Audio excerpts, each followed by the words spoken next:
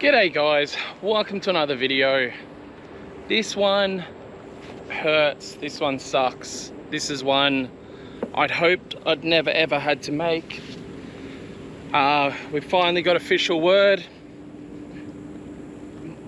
This place, this is a massive reason of why I moved to Queensland, is this track. And that's probably one of the things that hurts the most. I moved up here in 2010 from Melbourne because I wanted to move to a place where there was more drifting.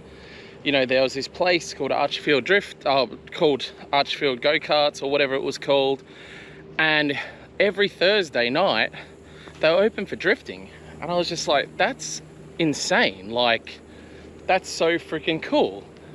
You know, Melbourne really sucked from a track, you know, from a going to the track point of view, and obviously massive appeal was a track that was open all the time. You didn't go out on the street anymore, get in trouble, all of that sort of stuff. So I made the decision to move up to Queensland. Had a massive amount to do with this track right here. I became a volunteer pretty much immediately.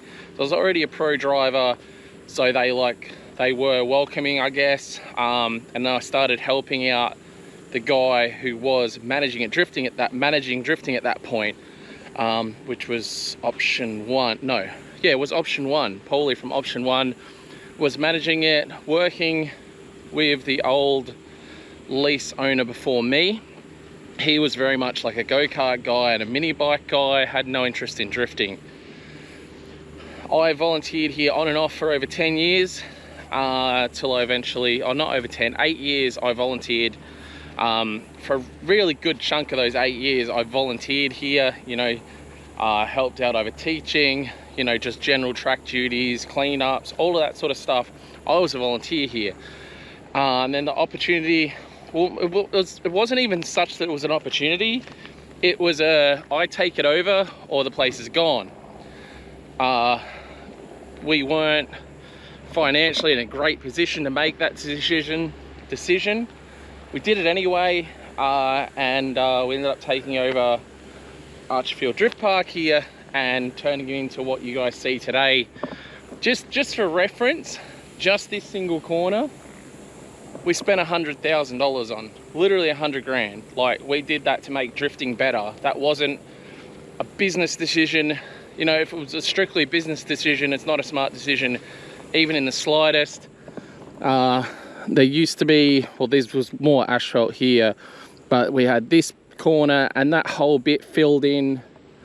We had the track made wider everywhere. Like, we could have paid off our house, you know, with what we've spent here, making the place better for drifting. And that's the thing, they weren't smart business decisions. They were solely based on our love for drifting and wanting to make drifting better. And all of this was done with an uncertain future. And that's why when we did have issues here and, you know, there was various fundraising ideas and people would be like, well, sell your car and do this and that. It's like, people didn't really understand that this place could be pulled out from under us at any point. And unfortunately, the lease agreement wasn't favorable towards us. It was basically, we're here as long as the speedway's here. And that was why everything we did, we had to be super careful with, from a point of view of, obviously, once the speedway's gone, we're gone. Speedway's going in June. They finally gave me the call yesterday. We have to pack up end of May. So our very last Archfield Drift Park event, the very last time drifting is going to happen on this track, is May 27th. So I don't know, guys, it is a freaking hard pill to swallow. We've had so much good times here. It's been tough, honestly. Running a track is not easy. There's a lot of things that go against you in so many ways. You have no idea. It is wild. You know, so much goes on behind the scenes. So many amazing volunteers over the years that have helped out as well. I can't thank all those guys enough. I know what it's like. I was a volunteer here.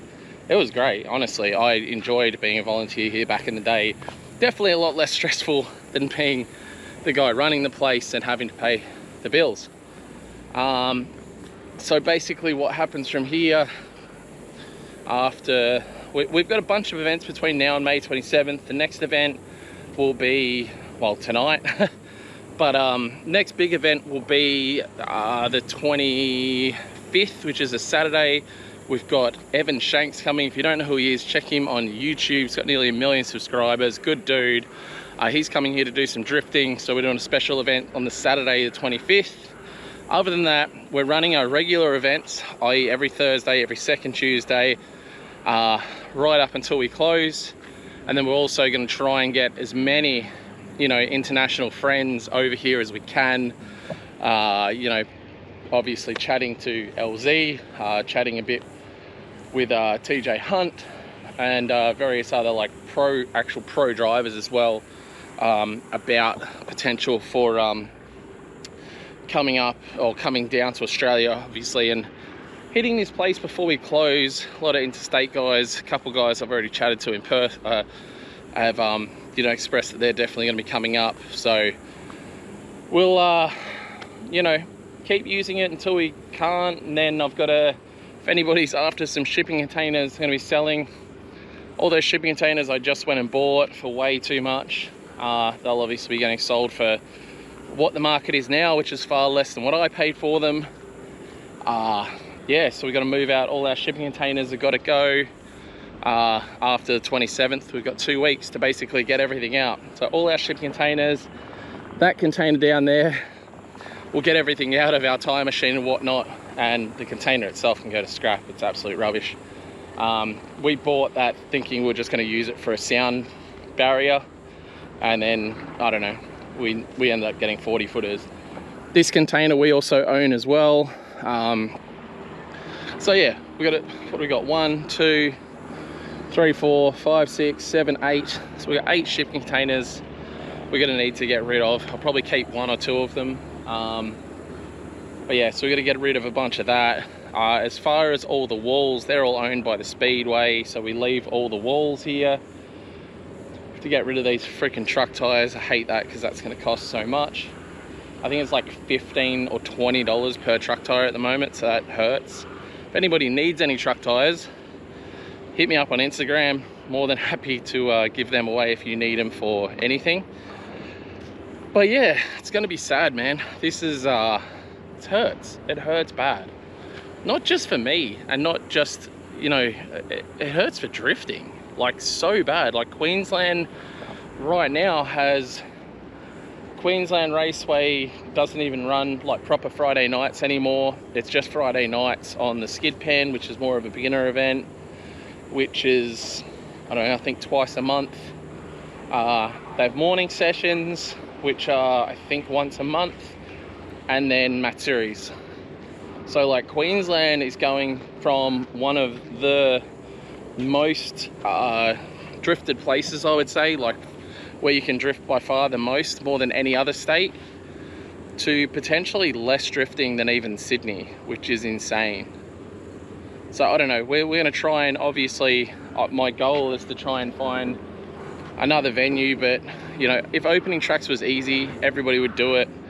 If it was easy to find places, if it was simple as just buying land even, you know what I mean, making tracks would be easy. It's the council side of things is an absolute nightmare. As you guys know, if you've been watching for a while, only a year ago we were fighting for this place with the council, and we literally thought it was our last day because the council were trying to shut us down, and we fought nail and tooth, you know, with them to keep the place. And now after all that, yeah, I guess the owners of the Speedway decided they're going to make more money by just selling the land and getting rid of the place instead of keeping it here, even though we pay a really good amount of rent every month, you know, to keep this place going.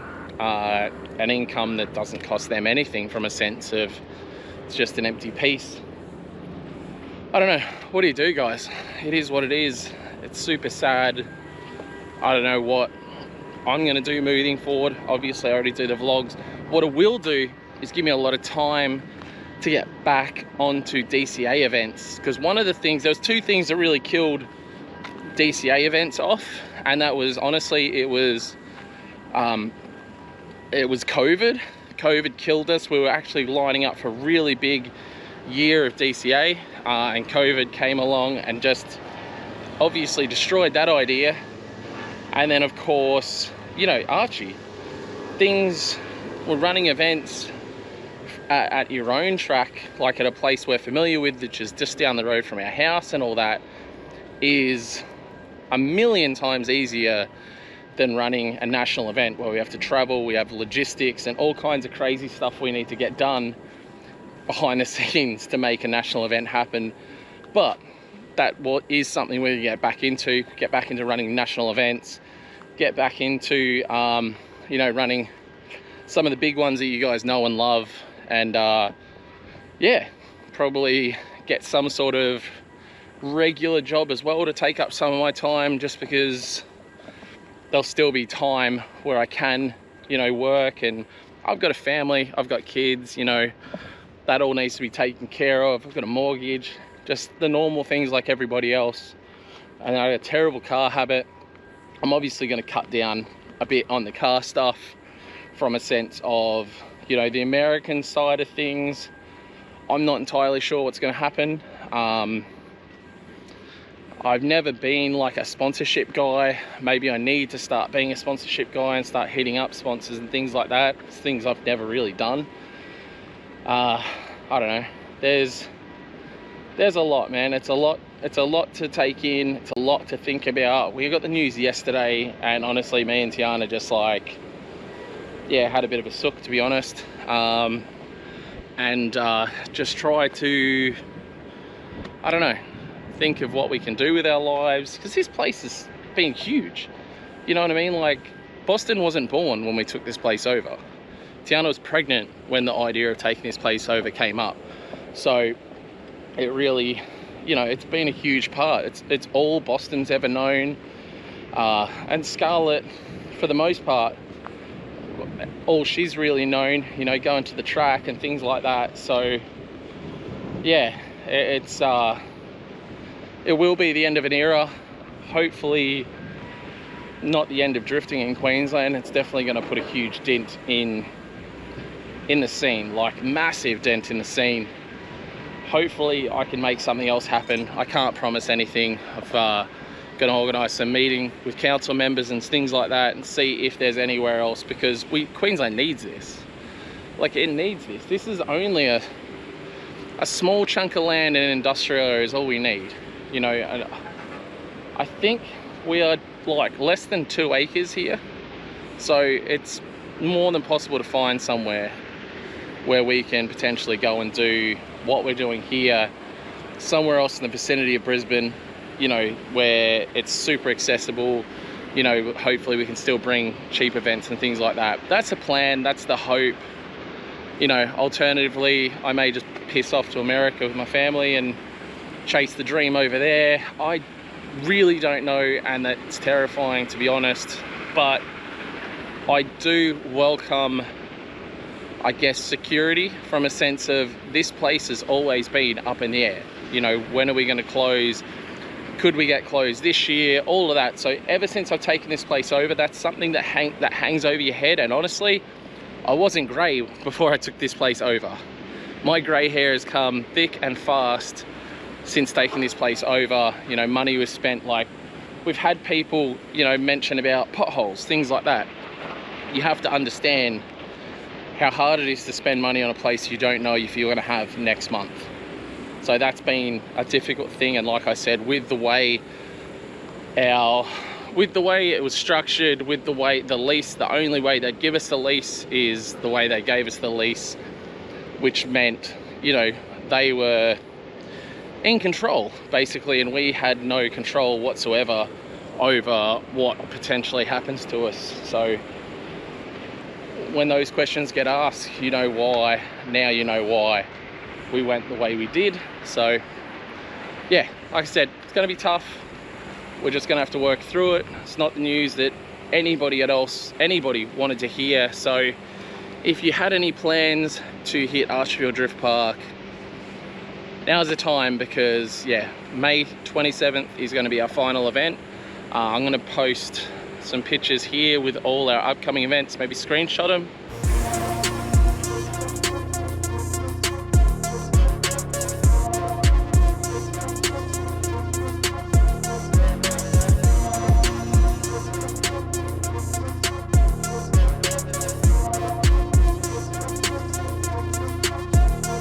So screenshot all those, jump on to lukefink.com, grab yourself some merch. We have all the Archfield Drift Park stickers and stuff on there as well. Grab some of those, and maybe somebody will see it on your fridge or on your car or something and ask the question, what's Archfield Drift? And you can tell them stories like it was the old days of back when Brisbane used to have this insanely cool place where you could just rock up and drift, and with minimal amount of rules and minimal amount of hassle, you could just have an amazing time. And hopefully, you know, there's some way that we can get something similar to Archfield Drift Park happening. You know, an actual circuit, a Nico drop, a banked corner, like things that nowhere else in Australia had. No start line for advanced sessions, so you could just pump laps and really get some solid seat time. All of those sorts of things, nowhere had. So, I don't know. I appreciate, it's tough. I appreciate everybody that's ever came here. I appreciate every volunteer that's ever come here. Anybody that's ever tried to stand in our way or mess this track up for us, go fucking die, you suck. But it's really just, it hurts for us personally. It hurts massively for drifting in Queensland, and I think Australia in general. We're losing tracks all the time. It sucks. Yeah, to go home, try and work my life out. Thanks for watching, guys. Peace out, and hopefully the next one's happier. Cheers, guys.